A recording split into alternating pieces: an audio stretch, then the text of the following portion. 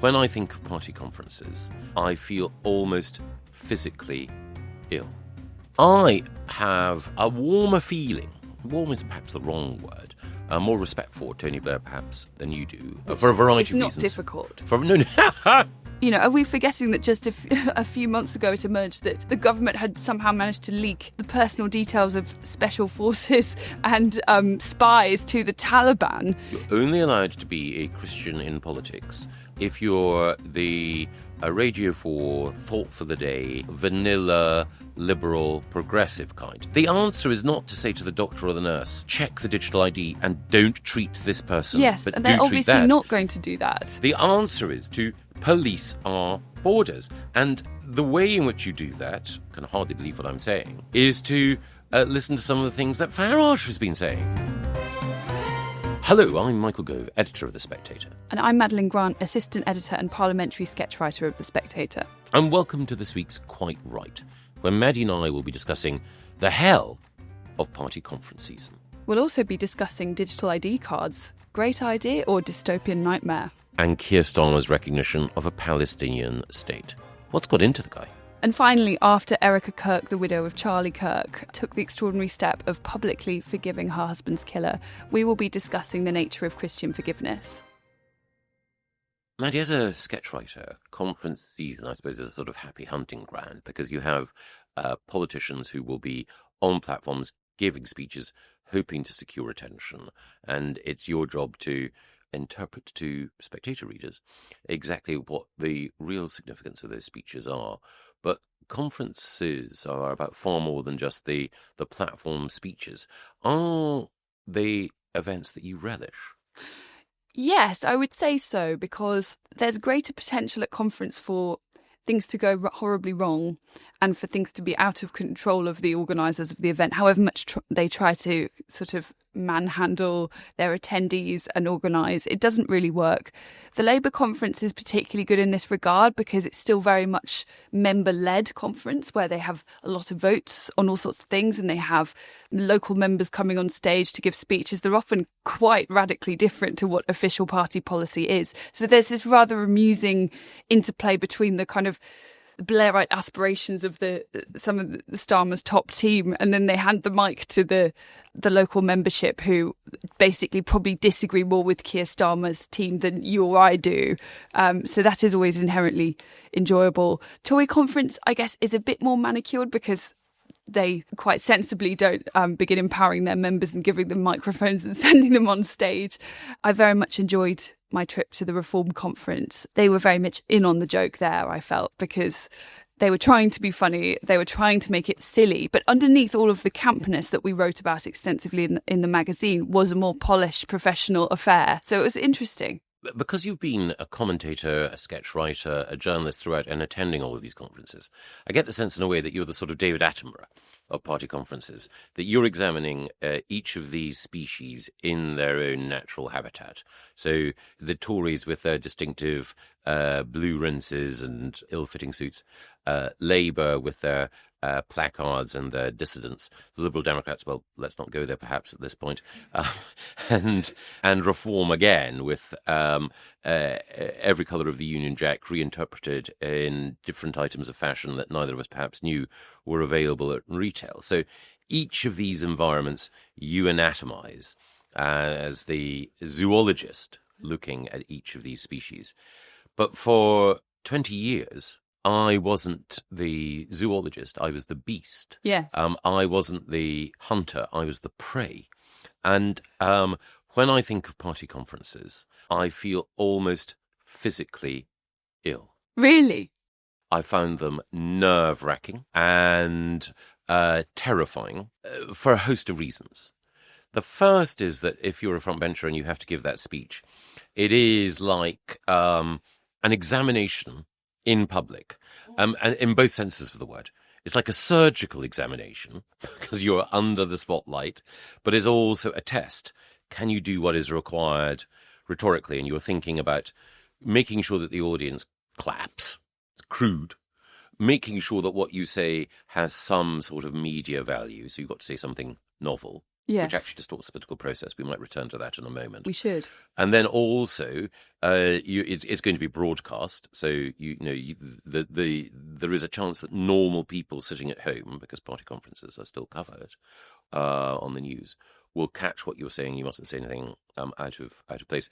There's that, but there's also the rest of the time, which is even in the manicured environments of the Conservative Party conference, every moment you are not in your bedroom, you are potentially photographed, filmed, or badgered. And you can be badgered by the nicest people or by TFLs, total lunatics. Yeah. And in that sense, I am still suffering from PTSD when I think of party conferences. Has it started to feel less PTSD-ish now that the shoe is on the other foot? Yes, I think that in a way, to change metaphor, it's a bit like taking a small dose of arsenic in order to build up immunity. That it's easy to go to conferences if you're there for a relatively limited period of time and if you're there as an observer. So the sense when you are moving around those conferences as a politician of being not just in a goldfish bowl, not just subject to media scrutiny, but also it is related to that. Impossible for anyone to truly let their hair down or, for that matter, display irritation. I remember when I was selected as a Member of Parliament, the existing MP for the neighbouring constituency of Woking, a very nice man called Sir Humphrey Mathens, said to me that his greatest piece of advice was never to lose your temper in public. And so for party conferences, it's not just that you have to maintain equanimity when you are asked deliberately provocative questions by very skilled journalists. It's also the case that you can be harangued, and it's entirely understandable that party members should wish to do so. They've paid to come. If they're frustrated at what they think is, the leadership waywardness that you represent, they have every right to tell you so. But it does mean that for 3 or 4 days, you absolutely have to be on best behaviour. And some of the natural ways in which you might relax or let off steam when at home, that drink in the pub or whatever, you're monitored then. And I remember David Cameron issuing to the shadow cabinet instructions at one particular party conference that it would be a sacking offence if any of us were photographed holding a glass of champagne. Whoa. But how was he to know if it was Prosecco? I think any form of sparkling intoxicant would have been verboten at that time. There was a time when I remember there was a real squeamishness about people being caught with any kind of food, let alone a drink, post Miliband Sandwichgate, I think. I remember once seeing a minister at the Conservative Party conference, someone handing him like a biscuit, and he was just like, no. And he didn't just say no, it said no as if, someone had handed him a grenade. Oh, completely. Well, first of all, David Miliband, memorably, was caught coming out of a lift with a banana. Yes. And the banana sort of symbolised, because of the particular curvature of the banana, it symbolised the fact that he wasn't displaying the necessary virility in order to challenge. No, and he had a very goofy, lopsided grin that somehow echoed the banana. Precisely. Yes. But it was also the case, I think, at party conferences in the past, as Environment Secretary, my special advisors had to make sure that I was seen nowhere near a disposable coffee cup, that the only coffee cups that I was allowed to be seen next to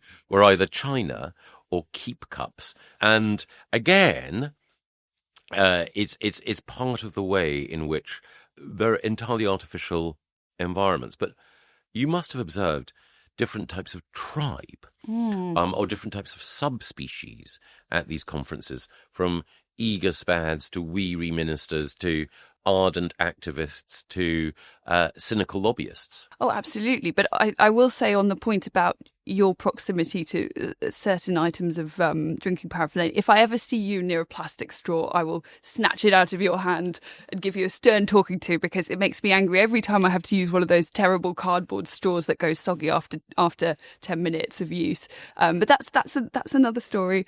On the point about tribes, absolutely. One of the things that the tribes can tell you is the direction the party is going in.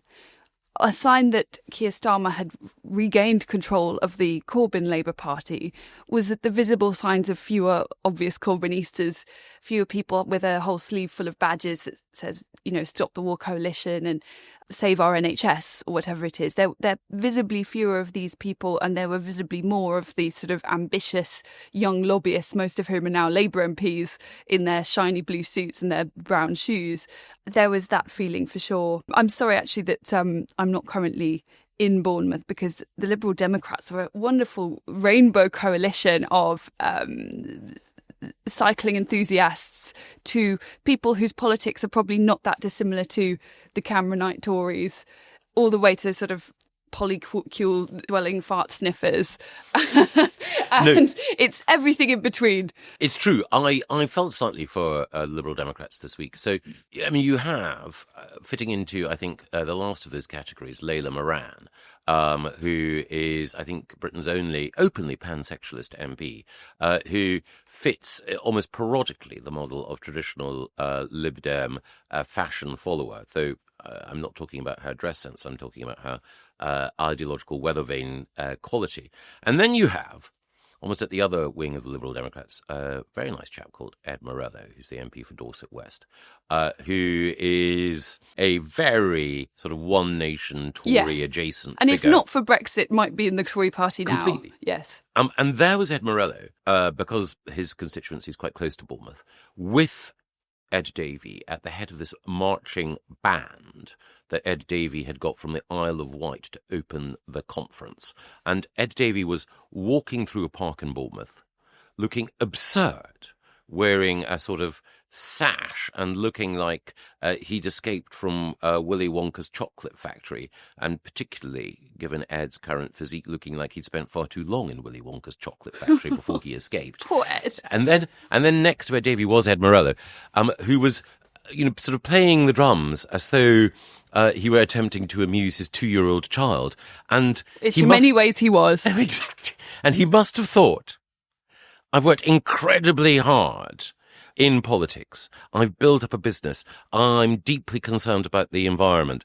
And yet my big political moment is being a little drummer boy in Ed Davey's latest stunt. And yet, that is true. We're having a go at the Liberal Democrats, and why not? They deserve it. Of almost every political party, there's always a stunt element, a bogus element about conferences. I know, glass houses and stones. I do wonder if the Lib Dem apparatchik who, absolutely loved studying J.S. Mill at university and did their master's dissertation on Gladstone, when they're organising, which orange cannon Ed Davey will be blown out of next, do they ever look at themselves and think, oh yeah, the party of Gladstone. Oh yeah, that was us, wasn't it?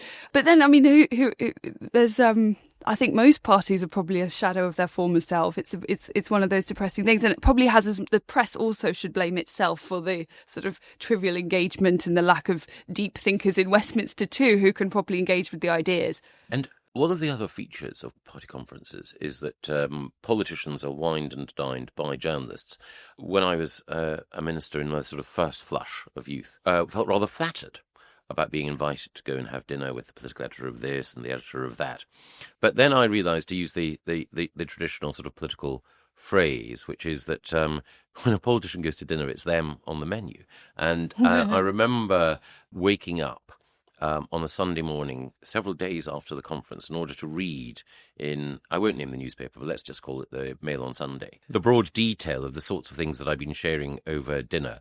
And at that point, I made a resolution, which I've tried to keep to, or did try to keep to as a politician, which is never have dinner at party conferences with journalists, and certainly never have dinner with a glass of wine with journalists, because it is, to go back, if this is the savannah, if this is the area, the habitat in which you, as the David Attenborough of politics, are observing us. No, definitely not David Attenborough. I think more like Louis Theroux. If you're the Louis Theroux. I mean, I'm not as good as Louis Theroux. No, you are. No one's as good as Louis Theroux, and definitely not me. But sometimes I think of that famous line from Weird Weekends when he says, I wasn't sure what I'd just seen, but I knew it was time for me to leave. But if you're observing and anatomizing it, there are other journalists who are there to kill.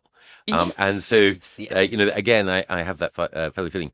But one other aspect of party conferences which bends politicians out of shape is the need to present this absolutely united front. So I remember when poor old Chris Grayling was confronted at one party conference to be told that General Sir Richard Dannett had been hired as an advisor on the military by the party leader.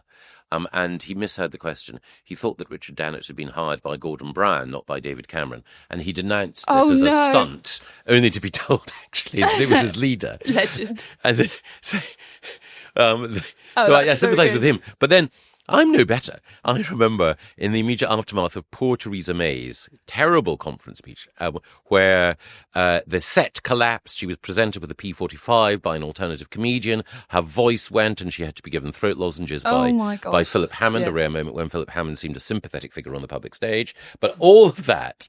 And then at the end, the cameras were shoved in front of us, and people said, "What did you think of that?" And you can't. You know, the poor woman, yes. You can't pile additional agony on the pain that she's feeling. So what do? You try to be polite. What did you say? I'm afraid I said, that was a brilliant speech from a politician at the top of their game. No, Michael, come on, you overdid it. I did. My only plea in mitigation is that I just felt that it would have been cruel and wrong and bad sort of allyship to say anything else. Do you know what? I know I said you shouldn't feel too much sympathy when you're in my job, but this was long before I was a sketch writer. I was working at that conference, and I remember watching that speech, and I think I was on a particularly terrible hangover that morning. It's been a very heavy conference, and I think I was probably about 25 then, so the hangovers were, you could just do it back to back with no consequence, but it was finally catching up with me. And I watched the speech, and I think it was the bit when Philip May comforted her after the speech. He gave her a big hug, and I was sitting with my colleagues, and I just started crying because it moved me, and I felt very sorry for her. And somewhere, I think one of my former colleagues has a video of me crying at Theresa May's speech. They are, Philip and Theresa May are incredibly sweet together, but I shan't say any more. Respect their privacy. And talking about privacy, every party conference, there's a pressure, particularly on the government, to come up with an exciting new policy with which the leader can be personally associated. And I think it's the case that at the Labour Party conference next week, we're going to see the return of ID cards. Did they ever go away? Well, this is precisely the point. There are two problems, I think, with this. One is the pressure on people to come up with policies for party conferences, which I think leads to all of the mistakes which a gazillion commentators have drawn attention to, of jerry-built policies being put together with inadequate thought and care and then presented to the electorate and then either collapsing or discrediting, the policies collapsing or the politicians being discredited who put them forward. But the real thing with ID cards is that, as you say, they've never gone away. It's been the persistent policy, the policy that will not die, that returns and presents itself as the answer to every problem. And now it's being presented as the answer to migration. Yes, and usually these suggestions in various form emanate from the vampiric lips of one Mr. Tony Blair. I honestly think that we may be dealing not with Tony Blair himself, but with a kind of one of those dolls where you pull the string and it just says ID cards. I feel like he's suggested them as a solution to everything. I remember him pushing them during lockdown. I think the idea of vaccine passports was another ideal segue for Tony Blair's pet project. But the problem is, I think that Keir Starmer is now taking up this suggestion because he himself is bereft of ideas. And the Tony Blair Institute suggests this every so often, and struggling for a sense of purpose. I think there may be something comforting in retreating into this well-worn idea. Well, I have a warmer feeling towards warm is perhaps the wrong word. More respect for Tony Blair, perhaps, Maddie, than you do, for a variety of reasons. It's not difficult. For a variety of reasons. But I think one of his weaknesses, even though I think that he's often misunderstood, is neophilia. He loves what is new, the future, what he considers to be the zeitgeist. That's one of the reasons he loves tech. And the fact that he's always loved ID cards now marries with the idea that they can become digital ID. And therefore that they're automatically a wave of the future. And if I remember him arguing for them in the noughties, and what he said was, in this day and age, it's time for us to have ID cards. No, not justifying the idea on its own terms or with any kind of internal logic. Just that simple Whiggish doctrine that says it's insert year here now. Yes. Let's have insert crazy idea that I've had just because it's 2006 or whenever it was. I've always found that the justifications for it have been quite poor.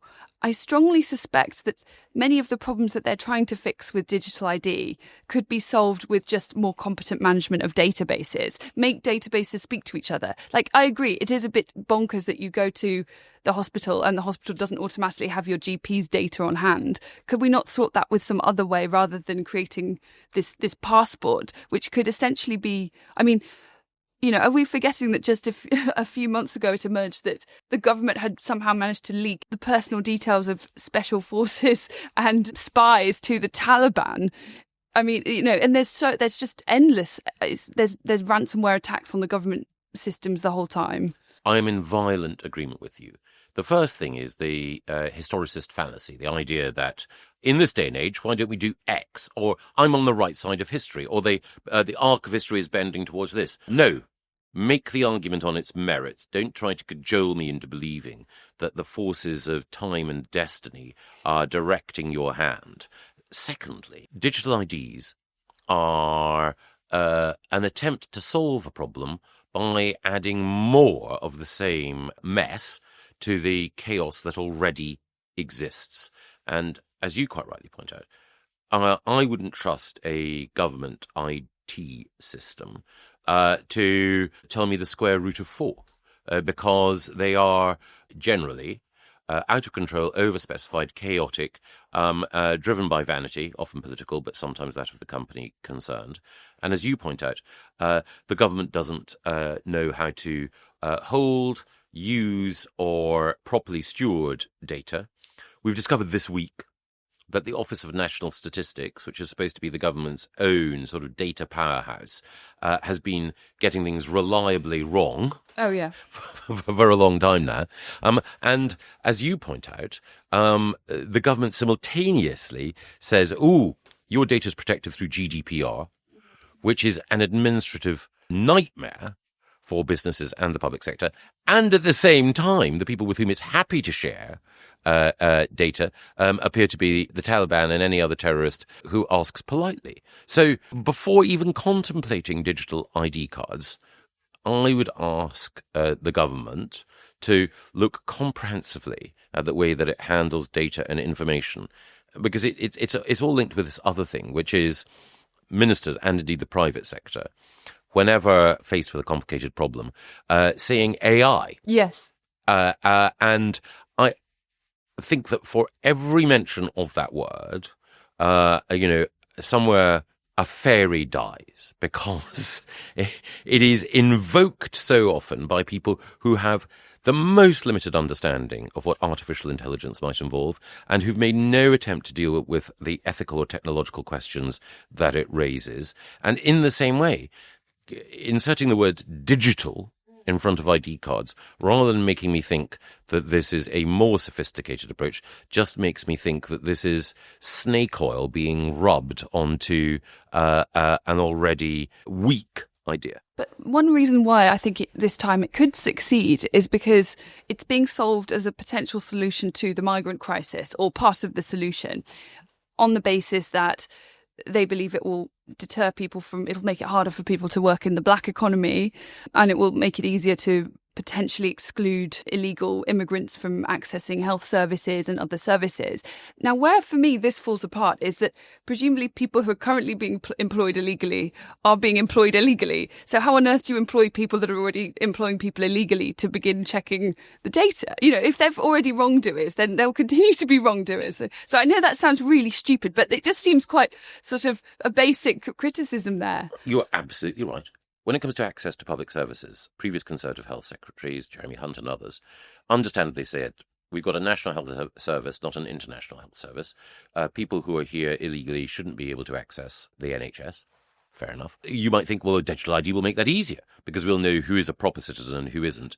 But there's not a doctor or nurse in the NHS worth their salt who, if someone presents at a hospital, won't treat them. Quite. And that is just in the nature. You can complain if you like, but it's in the nature of the ethical framework, and I think it's entirely understandable, with which they are trained.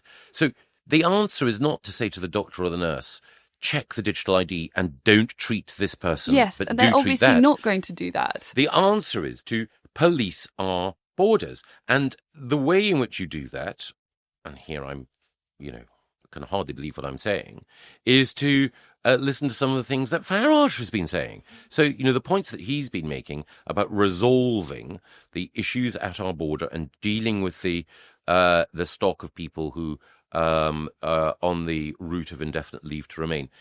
Decide who comes here, enforce that, rather than creating a bureaucratic monster that also potentially robs the liberties of people who are here. Yeah, I just have this very strong feeling that as with in many areas of life, people who are wrongdoing, people who are ignoring the law or breaking the law, they will not have brought their idea along with them. They will move along and no harm will come to them. And it will be law-abiding people that suffer one way or another. I also can imagine it being used to potentially increase our taxes, work out who could pay more and how to squeeze the maximum out of them, which feels very much like a Tony Blair Institute kind of idea. And also, in China, I don't want to seem needlessly scaremongery, conspiratorial or apocalyptic. They use an ID system in order to establish social credit, which is essentially how compliant you are with the regime, and access to housing, jobs and all the rest of it depend on it. Now, I don't think, actually, that any government would ever come near that here, but a significant section of the population are suspicious. Particularly after COVID lockdown. Yes, I know, listeners, I was responsible, but that's not my point at this stage. And therefore, there will be a significant number of people who will think, I'm not accepting the state digital ID. I'm not going to give you the capacity to track my movements, to be aware of what my residential, shopping and personal leisure habits are. And so I would argue, or guess, that something like 10 to 15% of the population would say, this, you're doing to me as a human being what we do to cattle. You're putting a tag through my nose. Yes. It may be a virtual tag, but it's a tag. And you're treating us like livestock to be herded, not citizens to be respected. I'm not going to do it. So I think that actually any attempted implementation would lead to a significant backlash. Yeah. I think we also saw during the debanking scandal a while ago how the quite scary reality that, essential services can just be withdrawn from people apparently on a whim. And it was partly because Nigel Farage is a prominent person that he was able to resist it, but it didn't. But there were many unfamous people that were similarly debanked. I feel very uncomfortable with the idea that the state could potentially have the power to almost unperson you or punish you in some way. And I know that obviously that perhaps isn't where we are right now, but, history tells us you don't want to go giving powers to future governments when you don't know of what character they will be and what they might do with those powers. I completely agree. But one of the things that we might return to in a future conversation is our different views of Blair, because there are many aspects of Blair that I admire, and I know that will horrify some listeners, but we'll have a chance to explore that, I think, in a future discussion. One area, however, where Tony Blair is consistently thought to be in the wrong is when it comes to the Middle East. And of course, this week, it's been Keir Starmer's opportunity to imprint his personality on global affairs. What's he been up to, Maddie? Well, having trailed it the previous week, Keir Starmer put out a video in which he declared that Britain was recognising the state of Palestine. And although he didn't personally attend, I believe it was Yvette Cooper, David Lammy and various officials at the UN reiterated this point that we now recognise the state of Palestine. When you saw him issuing this proclamation on video, did you feel this is great. Britain is, to coin a phrase, on the right side of history again, standing up for justice in a world gone to pot. Well, the thing that really struck me, and I support Israel's right to exist, to defend itself, and I think there's much to admire in its history. But I'd be massively critical of Benjamin Netanyahu in the way that it's currently been governed, and I don't think they've taken enough care to protect civilians and other sites. And to the point where I wonder, what is our relationship with Israel if we can't, for example, get Israel to stop bombing churches in the West Bank? Then, what is our special relationship? Does it even exist? So these are my thoughts. But at the same time, all I was struck by is just the absolute impotence of what Keir Starmer was saying. He was recognising a state without giving any detail about what that means. Are we recognising the Palestinian Authority that we can at least have a dialogue with? Or are we recognising the terrorists of Hamas that committed a genocidal terror attack and have literally the destruction of Israel written into their charter, their founding charter? Which Palestine is it? And what does that mean? Are we now going to be dealing with Hamas diplomats? These details were left to a future date. It was almost explicitly a totemic move that obviously has a lot more to do with the domestic demands of Labour MPs, It sums up everything that is wrong with politics now. You are absolutely right, firstly, that it's dominated or dictated specifically by the concerns of Labour MPs who feel the anger of some of their constituents, and in particular, the threat from the Gaza independent MPs. So it is a political manoeuvre designed to consolidate Keir Starmer's position within his own party. Then linked to that, the two constituencies that are most concerned about it are Islamists who say to British Muslims that it's their Islamic identity that matters more than their British identity, and therefore Palestine that matters more than Britain's foreign policy and the British national interest. But even worse, this group of left-wing activists who see in Palestine, who project onto Palestine's place on the map all of their anti-colonial fantasies and so on. So you have the Benedict Cumberbatch classes and the Zara Sultana classes coming together and taking an incredibly complicated political, historical and ideological question and turning it into an omni-cause. And you have the Prime Minister, instead of exercising genuine statesmanship, pandering to that. And it comes after a week when we had, to my mind, this grotesque concert for Palestine, where merchandise was being sold, keffiyehs and all the rest of it, in order to raise money. The money was ostensibly for a charity. Well, we'll see. But the whole point is the merch, the images, the whole general aesthetic behind it was just that. It was literally terrorist chic. These people were adopting as their banner and taking as their memento from a music festival the sorts of imagery that glorifies Hamas and its murderous campaign. And I absolutely acknowledge, accept, recognize that there are complex historical arguments about how we can resolve questions of land and safety and peace in the Middle East. But the way in which this has become mobilized by people on the left as and I know the word will seem ironic, but this is how they're using it, as a crusade. And you say terrorist chic, which is an interesting definition. I think there is something to that, because ultimately their complaints have rather more to do with the people making them than the reality on the ground and the suffering of the people of the civilians of Gaza, for instance.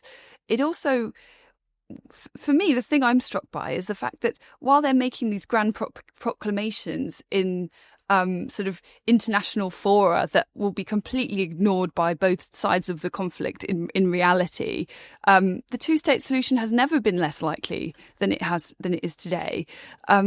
Even the October the 7th radicalised Israeli peaceniks. Many of the people who were murdered on October 7th were people who devoted their life, like Vivian Silva, the peace activist, to create dialogue between Israel and Palestine.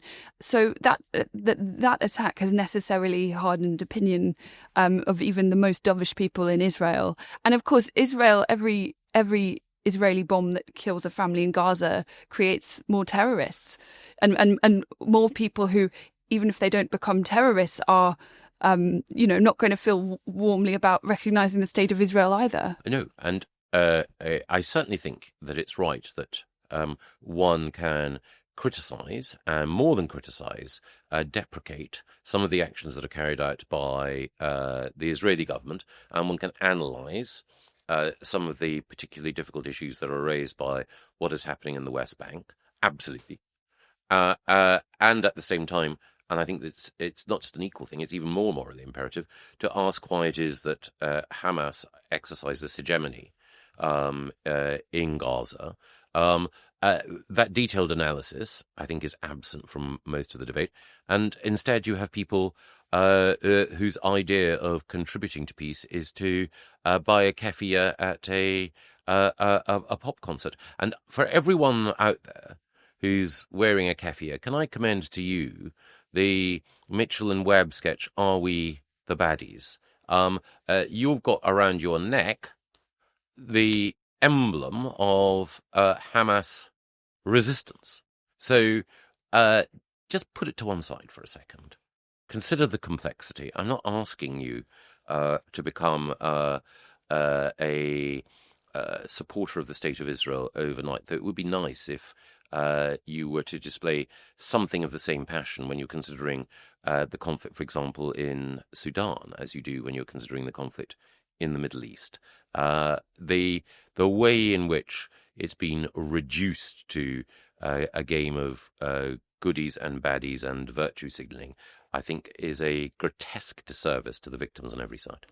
Also, one thing that did give me a moment of dark humour in the whole affair was the fact that shortly after Keir Starmer, along with other countries, I should say, recognising Palestine, the next thing that happened was that Mahmoud Abbas, the president of the Palestinian Authority, then urged Britain to pay £2 trillion in reparations for our role in the thorny foundation of Israel and the partition in 1917, etc. And it just made me laugh because I think what Keir imagined would happen was that, it would bring him the gratitude of his party and try to heal some of the divisions that have sprung up there. And instead, all he got was no one really satisfied and, frankly, a bit more grift from the Palestinian Authority and Mahmoud Abbas.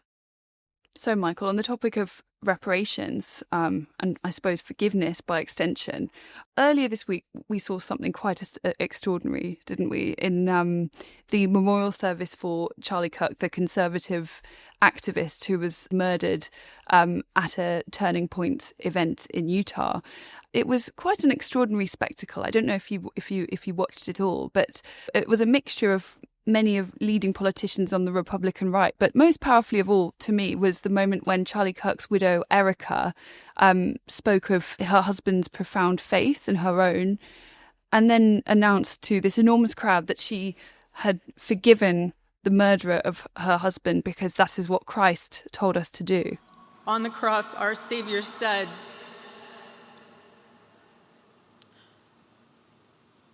"Father, forgive them, for they not know what they do."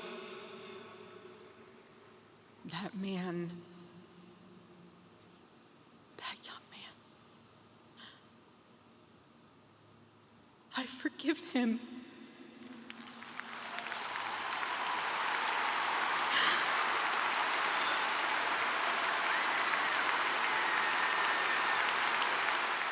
I think it's striking that you had two very powerful forces coming together. The sense of anger amongst many on the right who, whether it's an emotional or a more, what's the word, calculated reaction, who want to use this moment in order to empower themselves ideologically. We can perhaps touch on that in a second. But you're absolutely right. Far more profound than that are Erika Kirk's words. And one of the oft-remarked on but underappreciated things about Charlie Kirk is, as a Christian, he believed that every individual soul was worthy of respect. You saw that, even as people thought some of his comments were disagreeable, in the way in which he interacted with everyone, extending civility to all, because everyone is made in God's image. And that was carried through in his widow's incredibly moving words, where she did exercise that forgiveness. And I think a lot of the conversation that we've had in the last couple of weeks has actually been, even from people within the church, almost not anti-Christian, I think that's the wrong word, but misunderstanding of Christianity. So Charlie Kirk's Christian motivation has been conflated with a particular caricature of conservative views in order, in a way, to try to suggest that people who are Christians and involved in politics are somehow reincarnations of the Spanish Inquisition, heresy hunters and so on. Alistair Campbell had to apologise for falsely telling his audience that Charlie Kirk had called for gay people to be stoned to death. And it's interesting to me, we all make mistakes, but it's interesting to me that Alistair Campbell just took that at face value rather than looking into it and saying, oh no, this doesn't stack up. That doesn't sound like a very Christian thing to do. You know, other people's alarm bells would have gone at that point. But perhaps it's a measure of how secular we now are as a society that you can end up with these kind of boogeyman caricatures that no one thinks of questioning. You're only allowed to be a Christian in politics if you're the Radio 4 thought for the day, vanilla, liberal, progressive kind. Now, my view is that churches are better for having vanilla, liberal, progressive people in them. Churches are better for having everyone in them. But it does mean that if you're a bit more trad or orthodox in your belief, that it's automatically considered to be the case that what you want to do is to stone gays to death. Shackle women to the kitchen and see some sort of Gilead, some Margaret Atwood sort of dystopia established on Earth. And again, I can completely understand when you hear some of what's said, when Donald Trump himself said he doesn't love his enemy, he hates his enemy. Yeah. You can see an expression of political animus that I dislike. Yeah, it's more Old Testament, should we say? Precisely.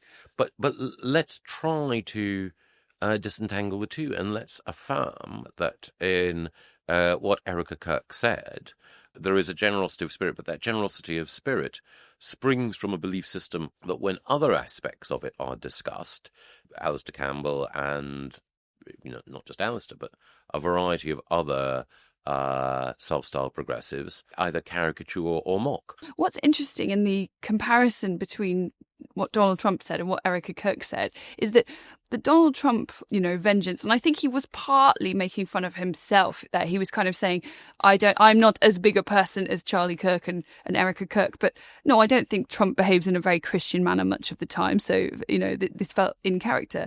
But what was interesting was that what Erika Kirk did goes in sharp contrast to what is often valued in our current world. It goes against the received wisdom of modernity. And to me, it's that archetypal Christian idea that you see in, for example, St. Paul's second letter to the Corinthians, the idea that in weakness is found strength, in the way that Christ takes the guise of man to forgive our sins. And that inherent humanity is part of what gives him the power to redeem us in the first place. And no one would say, to my mind, anything other than forgiving a killer is an act of extraordinary strength. But it comes in a slightly different guise to the brute strength that we often take for granted and often feels like the only way to solve the problems of today.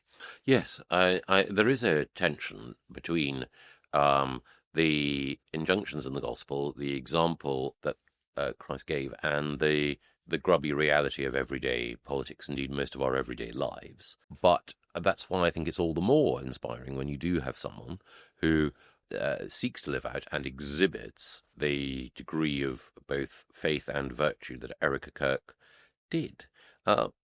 It also made me think about a letter that Rowan Williams and a variety of others wrote about the Unite the Kingdom rally and the use of Christian imagery there. And I can understand why, given some of the uses to which that imagery was put and some of the people who were on the rally. People like Rowan Williams felt queasy and uneasy. But again, I think that part of that was because people of broadly traditional faith in the UK have been made to feel uncomfortable about that. So I'm not in favour of someone dressing up as a Crusader knight on a rally, marching behind banners that say unattractive things, which are then subsequently articulated by someone like Katie Hopkins. I think that's distasteful, and I can completely understand.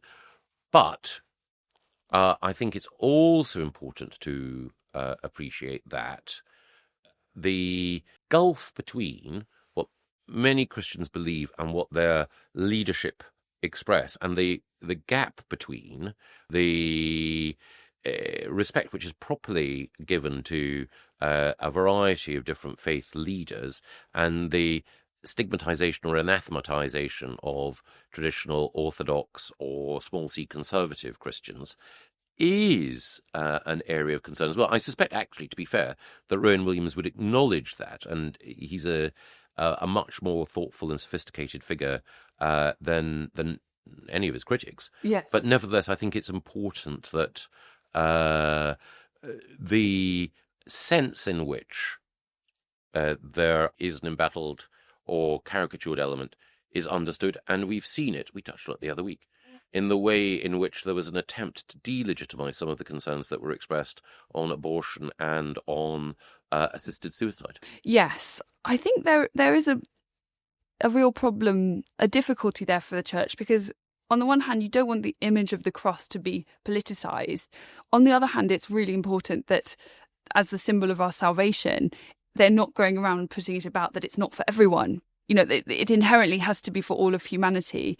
So how you make that point without giving this sense of finger wagging is important. I do slightly worry that, and again, it's not entirely the fault of the Church of England in particular. I think it's also to do with the media and what they give a platform to. But there is a problem where much of what ordinary people hear coming from the church is some kind of lecture.